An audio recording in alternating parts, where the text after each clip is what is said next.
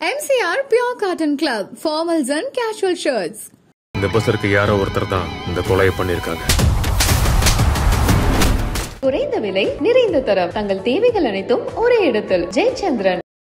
இந்தியாவோட number 1 dealer Vasanth and கோ சார்பில் கன்னியாகுமரி மாவட்டத்துல ஆண்டுதோறுமா வேலை முகாம் நடத்தி பட்டதாரி இளைஞர்களுக்கு வேலை வழங்கிட்டு வராங்க. இது வரைக்குமே சுமார் 3000க்கும் மேற்பட்ட வேலையில்லா பட்டதாரிகளுக்கு இவங்க வேலை வழங்கியிருக்காங்க. இந்த நிலையில தான் இன்னைக்கு வசந்த் அண்ட் கோ சார்பில் கன்னியாகுமரி மாவட்டத்துல 7வது வேலை வாய்ப்பு முகாம் Nagercoil Chunkankadai Saint Xavier Catholic கல்லூரியில நடந்திருக்குது. இந்த வேலை வாய்ப்பு முகாம கன்னியாகுமரி பாராளுமன்ற உறுப்பினரான திரு விஜய் வசந்த் அவர்கள் குத்துவிளக்கு ஏற்றி தொடங்கி வைத்து உரையாற்றிருக்காரு. இந்த வேலை வாய்ப்பு முகாம்ல சுமார் 50க்கும் மேற்பட்ட நிறுவனங்கள் கலந்து கொண்டிருக்காங்க. அதோட 800க்கும் மேற்பட்ட பட்டதாரி இளைஞர்கள் மற்றும் பட்டதாரி பெண்கள் கலந்து கொண்டிருக்காங்க. இது வந்து வசந்தோடைய 7 ஜாப் பண்ணியிருக்கோம். கிட்டத்தட்ட வந்து 5000 பேருக்கு வந்து இது மூலமாக பயன்படுத்திருக்காங்க. ஸோ அதனால் இந்த ஆப்பர்ச்சுனிட்டியை மிஸ் பண்ணாமல் நீங்கள் எல்லாருமே கேபிடலைஸ் பண்ணணும்னு கேட்டுக்கிறேன். இதில் வந்து அகசீஸ்வரம் என்ற ஒரு கிராமத்தில் வந்து ஒரு சாதிக்கணும் வாழ்க்கையில் முன்னேறும் சொல்லி எந்த ஒரு பேக்கப்பும் இல்லாமல் வந்து சென்னைக்கு நோக்கி வந்து இன்று இந்த வசந்தத்துக்கு ஒரு நிறுவனத்தை உருவாக்கிய என் தந்தைக்கு இந்த மேடையை நான் அர்ப்பணிக்கிறேன். ஏன்னா அவருடைய அதாவது நான் வேண்டேன் அப்படி இல்லாமல் வந்து என்னை சார்ந்தவர்களும் என்னுடைய ஊர் மக்களும் சரி எல்லாரும் வந்து வளர வேண்டும், நம்மளுடைய மாவட்டம் வளர வேண்டும் என்ற எண்ணத்தோடு எப்பவுமே வந்து செயல்பட்டு கொண்டு இருப்பாங்க. முதல் கடை ஆரம்பிக்கும் போது வந்து பல கஷ்டங்கள் இருந்தது. அதாவது முதலாக வந்து சென்னைக்கு சென்று பிஜேபி வந்து ஒரு சேல்ஸ்மேனாக அவருடைய பணியை தொடங்கி அதிலிருந்து படிப்படியாக மேனேஜராகி அதுக்கப்புறம் வந்து நான் சொந்தமாக தொழில் ஆரம்பிக்க போகிறோம் சொல்லி வசந்தன் கொண்ட நிறுவனத்தை ஆரம்பித்து ஒரே சேல்ஸ்மேன், ஒரே மேனேஜர், ஒரே டிஸ்பாட்ச், ஒரே ஸ்டாக்கிஸ்டாக இருந்து இன்று கிட்டத்தட்ட வந்து ஒரு 4000 பேர் வேலை செய்கிறாங்கன்னா அது அவருடைய ஒரே ஒரு சிந்தனையும் தொழிலுக்கு பரவி தான். ஏன் இதை நான் சொன்னேன்னா வந்து நம்ம வந்து நம்மளால் முடியாதுன்றது நீங்கள் நிர்ணயிக்காதீங்க. ஹார்ட் ஒர்க் பண்ணிக்கிட்டே இருக்க கண்டிப்பாக வெற்றிகள் உங்களுக்கு தேடி வரும்ன்றதை நான் கருத்து சொல்லிக்கிறோம். ஏன்னா ஆப்பர்ச்சுனிட்டி நிறைய இருக்குது. என்னுடைய ப்ரொஃபைல் இதுதான், நான் இதுக்குள்ளே தான் நான் பண்ணுவேன், இதுக்குள்ளே தான் ரெஸ்ட்ரிக்ட் பண்ணிக்காதீங்க. ஏன்னா நம்ம ஊரில் நிறைய பேர் என்னன்னா வந்து வேலை வேணும் ஆனால் நம்ம மாவட்டத்துக்குள்ளே வேணும்னு நிறைய பேர் இருப்பாங்க. அது வந்து இல்லை. ஏன்னா வந்து இந்தியா மற்றும் தமிழ்நாட்டுக்குள்ள ஒரு பெரிய மூவ்மெண்ட் போகிறோம், பெரிய ஒரு ஆப்பர்ச்சுனிட்டி இருக்குது. அது எல்லாமே நீங்கள் கேபிடலைஸ் பண்ணியிருக்கணும். வருகிற கம்பெனிஸ் எல்லாமே வந்து ரெனவுட் கம்பெனிஸ் இருக்கிறாங்க. ஸோ அவங்களுக்கு இன்டர்வியூஸ் அட்டெண்ட் பண்ணி வந்து நீங்கள் முடிஞ்ச வரைக்கும் உங்களுடைய ஜாபோட ஆப்பர்ச்சுனிட்டி வந்து நீங்கள் இந்த ஃபேர் மூலமாக நீங்கள் அடையணும்னு நான் ஆரம்பிக்கிறேன். அது மட்டும் இல்லை, எவ்வளோ பேருமே எடுக்கிறதுக்கு வந்து வசந்தம் கொண்டு நிறுவனம் இருக்குது. அதை சார்ந்து வந்து வந்துருக்காங்க. ஏன்னா வந்து நம்ம ஊரை சார்ந்தவர்களுக்கு வேலைவாய்ப்பு தருவதற்கு தொடர்ந்து நாங்கள் வந்து உறுதியாக வந்து இருக்கிறோம். நம்மளால் எந்தெந்த கம்பெனிஸாக இருந்தாலும் வந்து அந்தந்த குவாலிஃபிகேஷன் இருக்கிற மாதிரி அந்தந்த இன்டர்வியூஸ் அட்டெண்ட் பண்ணுங்க. ஒரு கம்பெனியோட ரெஸ்ட்ரிக்ட் பண்ணிக்காதீங்க. முடிஞ்ச வரைக்கும் நீங்கள் மல்டிபிள் கம்பெனிஸ் அட்டெண்ட் பண்ணிங்கன்னா தான் உங்களுக்கு ஒரு எக்ஸ்போஷர் லெவலில் இருக்கும். ஏன்னா எப்படி இன்டர்வியூஸ் இருந்து அவங்களுடைய அப்பாயின்மெண்ட் பேட்டர்ன் வரைக்கும் எப்படி இருக்குன்னு உங்களுக்கு தெரியும்.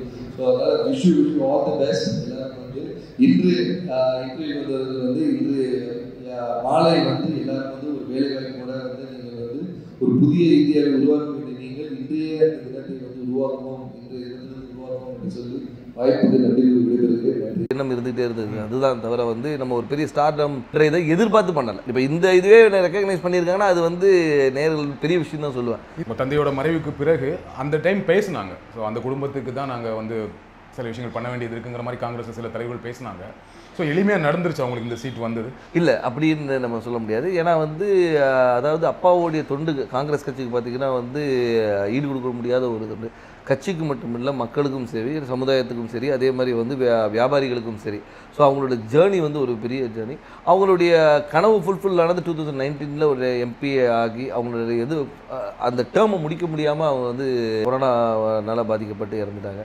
இதில் வந்து என்னென்னா வந்து அந்த டைமில் தான் வந்து எனக்கு வந்து அப்பாவோட கனவுகளை நிஜமாக்கணும். ஏன்னா அது வரைக்கும் இருக்கும்போது நம்ம ஒரு ஃப்ரண்ட் ரன்னராக இல்லவே இல்லை. நான் வந்து அரசியல்னாலும் அப்பா கூட நான் ஈடுபாட்டில் இருந்தேன். நான் ஃபஸ்ட்டு அப்பா மேயர் எலெக்ஷன்லேருந்து கேம்பெயின்ஸுக்கு போயிருக்கேன். அப்போ காலேஜ் ஸ்டூடெண்ட்டு நான். ஸோ அந்த மாதிரி நம்ம பிஹைண்ட் இதில் அப்பா இப்படி பண்ணலாம்பா அப்படி பண்ணலாம்னு கன்னியாகுமரி வரும்போது நாங்கள் ரொம்ப இன்வால்வாக இருந்தோம். ஃபார் எக்ஸாம்பிள் பார்த்தீங்கன்னா வந்து நோவல் டாட்டா அவர்களை பார்த்து வந்து டிசிஎஸ் கொண்டு வரணும்னு கேட்டோம். அதே மாதிரி ஒரு ஜப்பான் நிறுவனத்தோட வந்து கடல் சீற்றத்தை எப்படி பண்ணலாம்னு பேசணும். அப்பா வந்து முயற்சி எடுத்து ஏர்போர்ட்டே வர ஃபீஸிபிலிட்டி இல்லைன்னு சொல்லும்போது ஒரு எக்ஸ்பர்ட்ஸை கூட்டு வந்து அவங்கள டெல்லி கூட்டு போய் வாங்கி எஸ் இஸ் ஃபீஸிபிள்னு சொல்லி ஃபர்ஸ்ட் ஃபேஸ் பண்ணி செகண்ட் ஃபேஸும் ஓகே. ஸோ இந்த மாதிரி ஒரு விஷனோட போயிட்டு இருக்கும்போது திடீர்னு மறைந்த உடனே ஐயோ அதை பண்ண வேண்டிய கடமை நம்மளுடைய கடமைன்னு நான் சொல்லுவேன். ஒரு தந்தையை விட்டு போன பணிகளை மகனாக செய்ய வேண்டியது, அது குடும்ப ரீதியாகவும் சரி, வசந்தன் கோவாக இருந்தாலும் சரி, சமூக பணியாக இருந்தாலும் சரி, வந்து இது எனக்கு செய்ய வேண்டிய கடமைன்றதை எடுத்து உங்களுக்கு அந்த கடமையாக அதை நம்ம பண்ணணுங்கிற ஒரு ஆசையும் கடமையும் இருக்கு. பட் கட்சிக்குள்ள அதை முழுமையாக ஒத்துக்கிட்டாங்களா? கட்சிக்குள்ள வந்து முழுமையாக ஒத்துக்கிட்டாங்கன்னா நான் வந்து மறைந்த பின்பு நான் உள்ளே வரல. அதுக்கு முன்னாடி பார்த்து ஏஐசிசி மெம்பராக இருந்திருக்கேன், ஆர்ப்பாட்டங்களில் கலந்துருக்கிறேன், நிகழ்ச்சிகளில் கலந்துருக்கேன். ஏன்னா அப்பா ஃப்ரண்ட் ஹேண்ட் இருந்தாலும் நம்ம தெரியல. நிறைய பேர் கேட்டால் நீங்கள் கட்சியில் என்ன இருந்தீங்க சார், நான் இதில் இருந்தேன் பாருங்க அப்படின்னு ரெஃபரன்ஸ். ஓகே நீங்கள் இருந்திருக்கீங்களான்னு ஒரு இது வந்து அப்பா மறைவு பின்பு வந்து நம்ம தெரிஞ்ச உடனே ஒரு லைம் லைட்டில் வந்த மாதிரி. நடுவில் கார்த்தி சிதம்பரம் அவர்கள் கன்னியாகுமரி தொகுதிக்கு வந்து பிரியங்கா காந்திக்கு விருப்ப மனு கொடுத்தாரு இல்லையா? அப்போ எப்படி இருந்துச்சு அது? அப்போ எனக்கு என்ன தோணுச்சுன்னா, ஓகே கட்சிக்குள்ள முன்னாடியே அதுக்கு முன்னாடியே பேசிட்டு இருந்தாங்க, விஜய் வசந்துக்கு தான் தொகுதி கொடுக்க போறாங்க அப்படின்னு பேசிட்டு இருக்கும்போது இந்த ஒரு நிகழ்வு நடந்தது. கட்சிக்குள்ள அப்போ ஒரு சப்போர்ட் இல்லாமல் இருக்கும். அப்படி அதாவது அதுக்கு தான் பேர் விருப்ப மனுன்னே வச்சிருக்காங்க. அவங்க விருப்பப்படுறவங்கள வந்து இது பண்ணுறது தான் விருப்ப மனு வச்சிருக்காங்க. ஏன்னா வந்து அப்பா போட்டியிடும் போது ராகுல் காந்தி அங்கே போட்டியிடும் சொல்லி விருப்ப மனு கொடுத்தவங்களும் இருக்காங்க. ஸோ அதனால அந்த விருப்பத்தை வந்து ஒரு அகில இந்திய தலைவர் நம்ம தொகுதியில் கன்னியாகுமரி வந்து காங்கிரஸோட கோட்டையாக இருந்த ஒரு இது, காமராஜர், குமரியநந்தன் இவங்கெல்லாம் வெற்றி பெற்ற ஒரு இது, டென்னிஸ் எல்லாருமே வெற்றி பெற்ற ஒரு காங்கிரஸோட இதாக இருந்தனால அந்த ஒரு பலம் இருக்கிறதுனால வந்து பண்ணால் நல்லா இருக்கும்ன்ற ஒரு இது. இப்போ சீட் கொடுத்தாச்சு, எந்த அளவுக்கு நம்பிக்கையா இருக்கீங்க?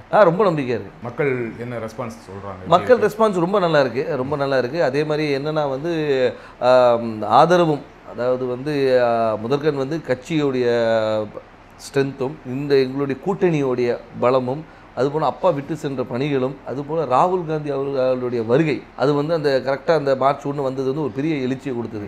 எங்கள் தொண்டர்கள் மத்தியிலும் சரி, பொதுமக்கள் மத்தியிலும் ஓகே நம்ம ஊர் வந்திருக்காங்க, அவர் பண்ண, அதாவது ஒரு தலைவராக வராமல் ஒரு தொண்டனாகவும் சராசரி மனிதனாக வந்தார். இப்போ நீங்கள் வந்து எல்லா தலைவரும் வராங்க, மீட்டிங் போகிறாங்க, அப்படி இல்லாமல் ரோட்டில் ஒரு டீ கடையில் நின்று ஒரு பையனை கூப்பிட்டு பேசி அவங்ககிட்ட ரன்னிங் இன்ட்ரெஸ்ட் இல்லைன்னா ஷூஸ் இருக்கா, இல்லைன்னா ஷூஸ் வாங்கி கொடுத்து அனுப்புகிறேன். ஸோ இந்த மாதிரி ஒரு இதுக்கு பர்சனல் கனெக்ட், திடீர்னு போய்ட்டு ஸ்கூலில் போய் தண்டனை எடுக்கிறாரு, இன்ட்ராக்ட் பண்ணுற ஸ்டூடெண்ட்ஸோட. அதே மாதிரி பார்த்தா இது முந்தின இதில் பார்த்தா நெசவாளிகளும் சரி, விவசாயிகள் இன்ட்ராக்ஷன், மீனவர், அந்த மாதிரி எல்லாரோட கனெக்ட் பண்ணும்போது வந்து நம்மளோட ஒருத்தர் அவர் அப்படின்ற ஒரு அஃபினிட்டி வருது. அது போக மட்டும் இல்லாமல் இப்போ ஆளுகின்ற பிஜேபி அரசு மீது உள்ள எதிர்ப்பும் அதிருப்தியும் கூட ஒரு பெரிய பலமாக. கன்னியாகுமரியில் பிஜேபிக்கு கொஞ்சம் ஸ்ட்ராங் இல்லையா? பொன்னார் அவர்கள் ரொம்ப ஸ்ட்ராங்கான கேண்டிடேட் தான் இல்லையா? அதை மறக்க முடியாது. கண்டிப்பாக அதை நம்ம மறுக்க முடியாது. நம்ம வந்து அதாவது பிஜேபி தரப்பில் திரு பொன் ராதாகிருஷ்ணன் அவர்கள் வந்து ஒரு 2 முறை எம்பியாக இருந்தவர் தான், ஒரு பெரிய வேட்பாளர். ஆனாலும் எங்களுடைய கூட்டணி, அதாவது எங்கள் திமுக சார்ந்த கூட்டணி வந்து மிக பலமான கூட்டணி சொல்லலாம். அது வந்து திமுக மட்டும் இல்லாமல் எங்களை சார்ந்து இருந்த மதிமுக, அதுக்கு ஒரு விடுதலை சிறுத்தைகள், அதுக்கு ஒரு முஸ்லீம் லீக், அதுக்கப்புறம் மனிதநேய மக்கள் கட்சி, இது எல்லாமே பார்த்திங்கன்னா வந்து எங்களுடைய ஒவ்வொரு பேஸையும் கவர் பண்ணுது. அதாவது ஒரு முஸ்லீம்ஸ் கவர் பண்ணுது, திமுகவோட ஸ்ட்ராங் ஹோல்டு, மதிமுகவோட ஸ்ட்ராங் ஹோல்டு, அந்த மாதிரி வந்து எல்லா பாக்கெட்டும் கவர் பண்ணி எங்களோட ஸ்ட்ரென்த்தை வந்து நான் இன்னும் மொபிலைஸ் பண்ணி வச்சிருக்கோம். MCR Pure Cotton Club, formals and casual shirts. இந்த பஸ்ஸருக்கு யாரோ ஒருத்தர் தான் இந்த கொலையை பண்ணியிருக்காங்க. குறைந்த விலை, நிறைந்த தரம், தங்கள் தேவைகள் அனைத்தும் ஒரே இடத்தில். ஜெயச்சந்திரன்.